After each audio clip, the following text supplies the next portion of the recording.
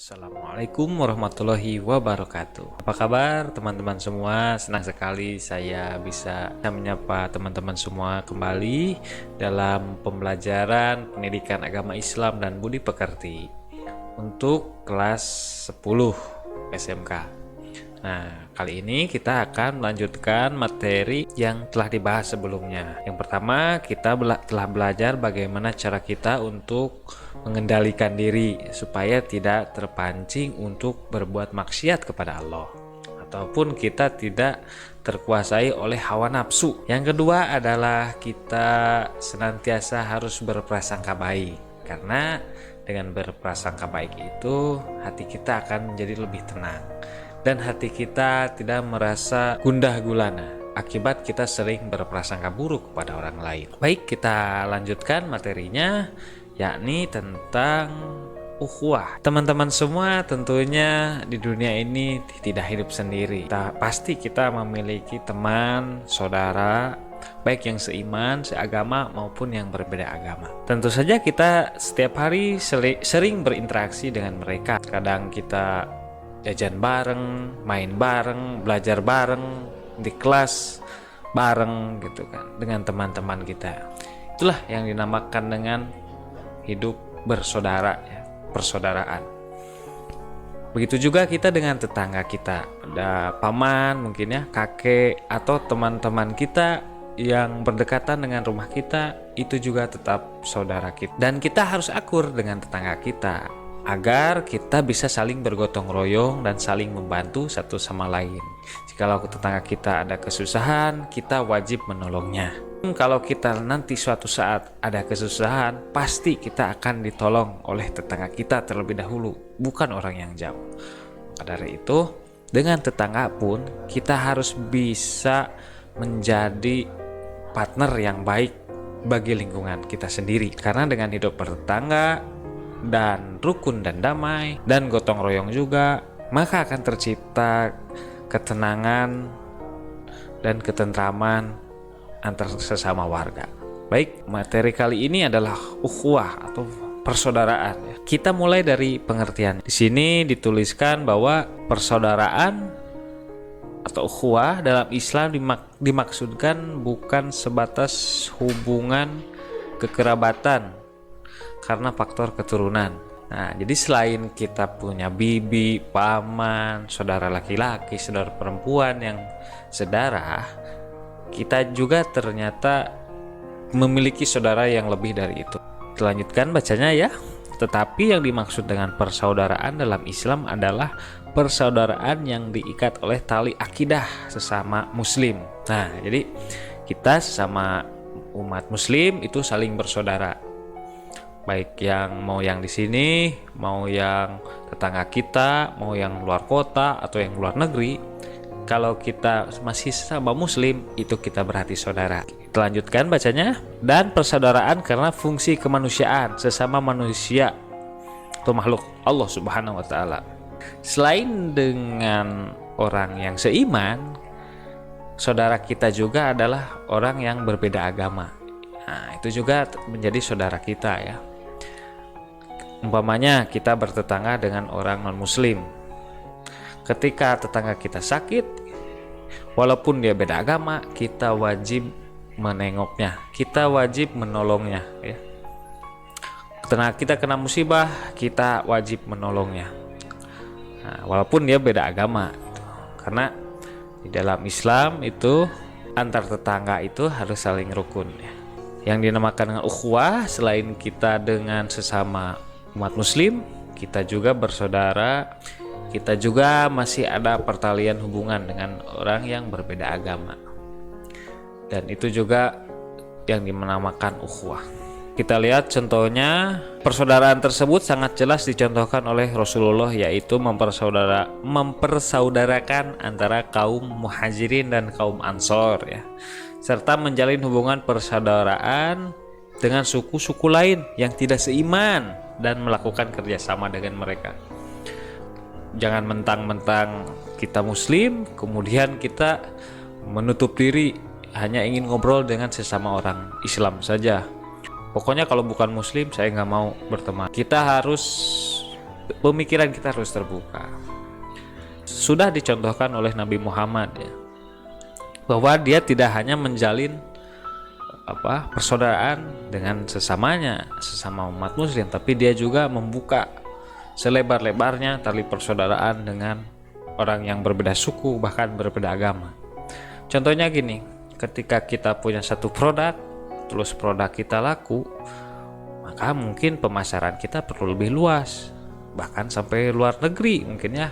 Nah, ketika kita harus memasarkan sampai ke luar negeri, tentunya kita harus berinteraksi dong dengan berbagai macam tipe orang, berbagai macam tipe karakter, budaya, dan suku. Nah, disitulah kita harus berpikir terbuka ya, bahwa yang dinamakan manusia, sesama manusia itu kita saling membutuhkan satu sama lain. Walaupun berbeda suku, agama, dan budaya, tetapi pada hakikatnya setiap manusia itu harus saling membantu dan saling membutuhkan satu sama lain. Baik, slide selanjutnya ini hadis tentang persaudaraan ya, dari HR Muslim yang meriwayatkan bahwa perumpamaan orang mukmin dalam saling mencintai, saling mengasihi, dan saling menyayangi seperti satu tubuh. Apabila satu organ tubuh merasa sakit, akan menjalar ke semua organ tubuh, yaitu tidak dapat tidur dan merasa demam. Hadis ini mengajarkan tentang bagaimana kita mesti saling tolong-menolong ya. Tadi sudah dijelaskan kalau ada tetangga yang sakit, terus ada saudara kita yang membutuhkan, kita harus merasa prihatin, ikut prihatin dan ikut membantu tentunya ya. Ada tetangga kita kena musibah atau di daerah lain yang sedang ada musibah, maka kita wajib membantunya sebagai rasa persaudaraan, sebagai rasa kemanusiaan ya. Maka jangan cuek, tidak peduli dengan saudara kita, karena mereka juga pasti akan mendoakan kita. Nah, amalan ukhuwah atau amalan persaudaraan salah satunya adalah ini. Coba kita lihat, menengok, membantu, mendoakan teman kita yang sedang terkena musibah ya.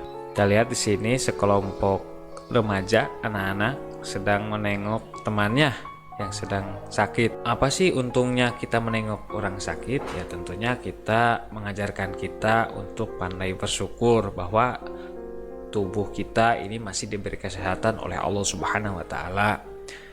Yang kedua, bagi yang sakit itu hatinya akan merasa terhibur, merasa senang. Nah, kalau hatinya merasa senang, otomatis nanti energi positifnya itu akan menjalar ke seluruh tubuh. Maka dari itu, ketika dia dijenguk dan merasa senang, kemudian didoakan, si orang yang sakit ini tingkat kesehatannya akan meningkat gitu, karena kebahagiaan yang didapat dari orang-orang sekitarnya. Kalau ada orang yang sakit, baik itu tetangga kita atau teman kita, mari kita jenguk, mari kita doakan supaya cepat sembuh, kemudian kita menghiburnya.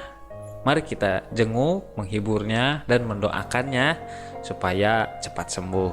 Amalan selanjutnya adalah mendamaikan teman atau saudara yang berselisih agar mereka sadar dan kembali bersatu. Nah, biasanya di sini pertengkaran antar sesama teman ya, baik itu memperebutkan hal-hal yang baik itu dalam rangka mempertahankan pendapat atau sedang berlomba-lomba berkompetisi mendapatkan sesuatu. Biasanya itu akan terjadi persaingan, bahkan mungkin terjadi gesekan ya, sehingga satu sama lain dengan egonya yang tinggi yang akan dapat menimbulkan pertengkaran. Nah, di sana kita harus bisa berperan supaya bisa mendamaikan kedua belah pihak, melerai mereka supaya agar tidak bertengkar ya satu sama lain. Nah, contohnya sekarang kita akan menghadapi pemilihan umum umpamanya ya. Teman kita mendukung A, kita mendukung B. Sudah, kita adu adu gagasan, adu program, adu ide. Pasti dong kita memiliki perbedaan pilihan. Nah, jangan sampai beda pilihan itu menjadi pertengkaran buat kita gitu ya. Yang selanjutnya yakni kita bersahabat ya, tentunya ya. Bersahabat ya. Bersahabat isinya bergaul dengan orang lain dengan tidak memandang suku, bahasa, budaya, dan agama yang dianutnya. Jadi inti dari ukhuwah ini adalah salah satunya kita berteman dengan siapapun ya. Mau orang Papua, orang Aceh, orang Kalimantan, Sulawesi, orang Malaysia, Brunei, Eropa, Amerika, kita bisa berteman dengan siapapun ya. Jangan pernah memandang karena dia orang timur atau orang barat atau orang utara, orang selatan, kita jadi menghindar dan tidak mau berteman ya. Padahal kita diciptakan oleh Allah Subhanahu wa Ta'ala, dan kita sama-sama manusia, makhluk ciptaannya. Jadi tidak ada di hadapan Allah tidak ada yang lebih unggul. Yang membedakannya hanyalah amal ibadahnya saja. Orang yang semakin tinggi amalan ibadahnya, dia akan semakin merendah dan tawadu dan terbuka dengan siapapun gitu ya. Jadi perbanyaklah teman, karena silaturahmi itu sangat besar manfaatnya ya. Silaturahmi bisa memanjangkan umur salah satunya.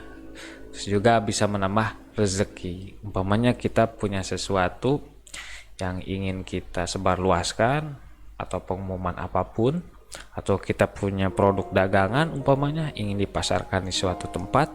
Kalau kita punya banyak teman, kita tidak akan susah untuk memasarkan apa yang kita punya gitu. Beda dengan kita menutup diri, teman kita hanya tetangga kita saja umpamanya, itu akan sulit berkembang ya. Maka dari itu jangan ragu untuk berteman dengan siapapun ya. Yang selanjutnya, menghindari segala bentuk permusuhan, tawuran, ataupun kegiatan yang dapat merugikan orang lain. Nah, ini kita sebagai pelajar harus bisa menghindari perbuatan-perbuatan yang merugikan orang lain, seperti salah satunya tawuran. Nah, tawuran ini sangat sekali merugikan orang lain, bahkan diri kita sendiri. Yang pertama, kalau kita ikut tawuran, tentunya fisik kita, tubuh kita nanti akan terluka, baik itu terkena pukulan ataupun terkena benda-benda yang tajam. Yang kedua, tawuran bisa mengganggu ketertiban orang lain ya. Sering kita lihat di berita-berita tawuran pelajar itu seling di tengah jalan raya, dan itu dapat mengganggu orang-orang di sekitarnya, baik pejalan kaki ataupun para pedagang yang sedang menjajakan dagangannya di pinggir jalan. Dan itu bisa membuat potensi kerugian bagi mereka gitu ya.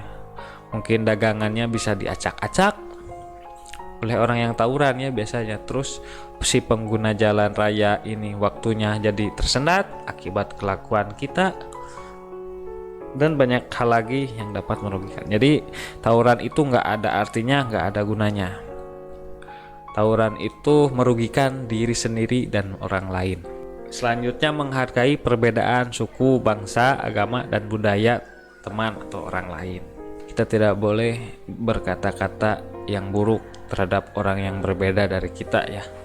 Kita di Islam tidak diajarkan untuk berkata-kata buruk. Kalaupun